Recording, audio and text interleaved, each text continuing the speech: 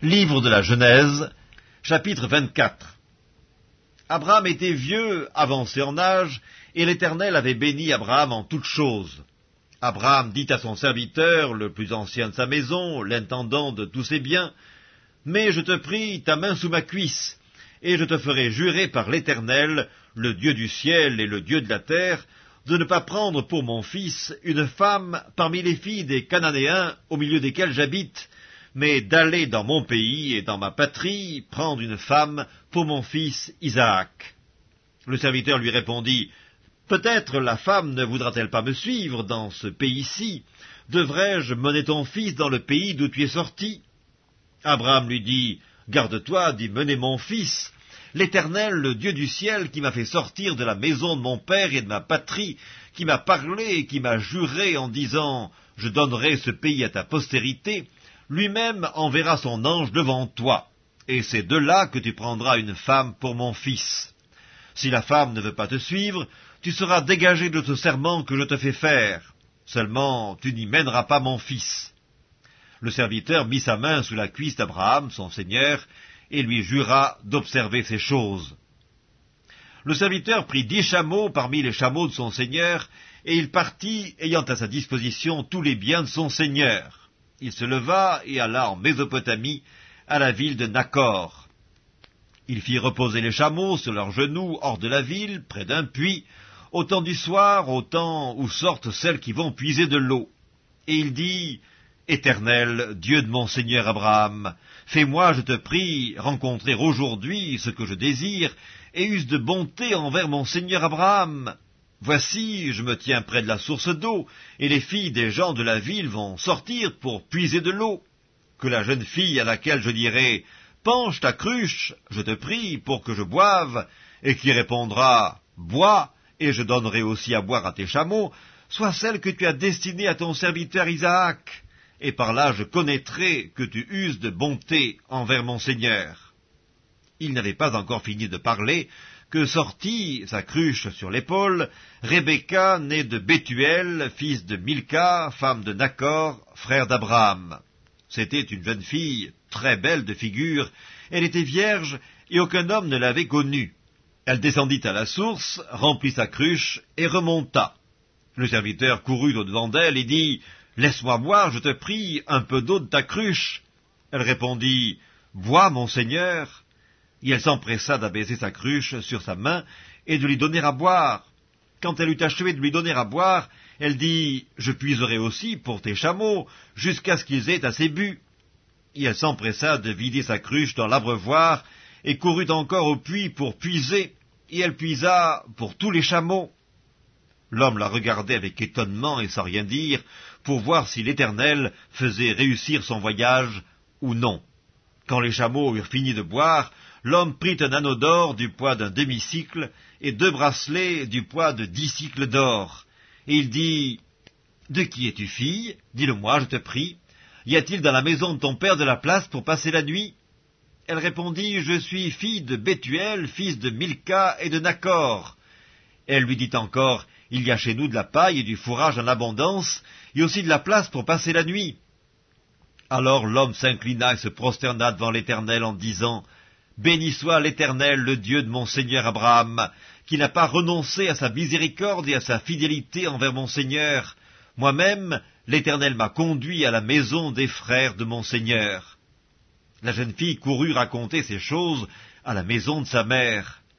Rebecca avait un frère nommé Laban, et Laban courut dehors vers l'homme près de la source.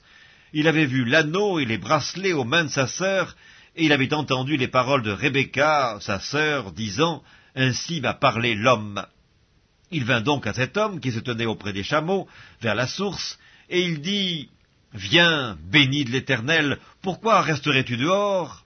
J'ai préparé la maison et une place pour les chameaux. » L'homme arriva à la maison.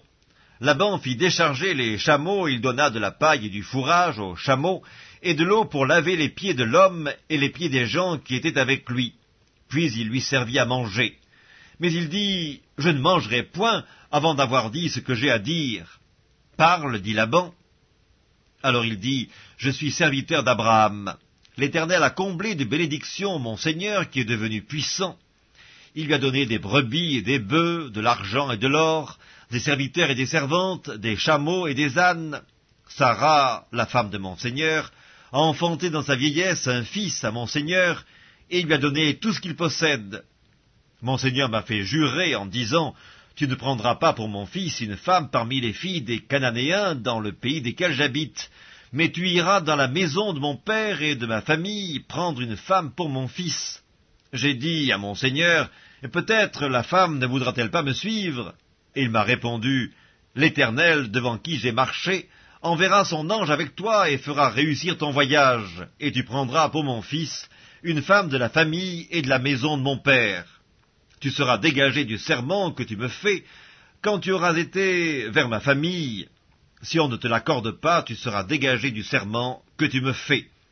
Je suis arrivé aujourd'hui à la source et j'ai dit, « Éternel, Dieu de mon Seigneur Abraham, si tu daignes faire réussir le voyage que j'accomplis, voici je me tiens près de la source d'eau, et que la jeune fille qui sortira pour puiser, à qui je dirai, « Laisse-moi boire, je te prie, un peu d'eau de ta cruche », et qui me répondra, « Bois toi-même, et je puiserai aussi pour tes chameaux », que cette jeune fille soit la femme que l'Éternel a destinée au fils de mon Seigneur. » Avant que j'eusse fini de parler à mon cœur, voici Rebecca est sortie, sa cruche sur l'épaule.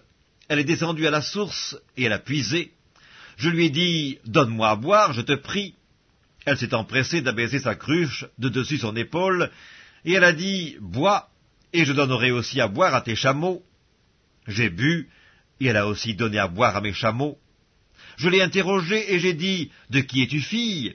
Elle a répondu, « Je suis fille de Bethuel, fils de Nacor et de Milca. » J'ai mis l'anneau à son nez et les bracelets à ses mains, puis je me suis incliné et prosterné devant l'Éternel, et j'ai béni l'Éternel, le Dieu de mon Seigneur Abraham, qui m'a conduit fidèlement, afin que je prenne la fille du frère de mon Seigneur pour son fils.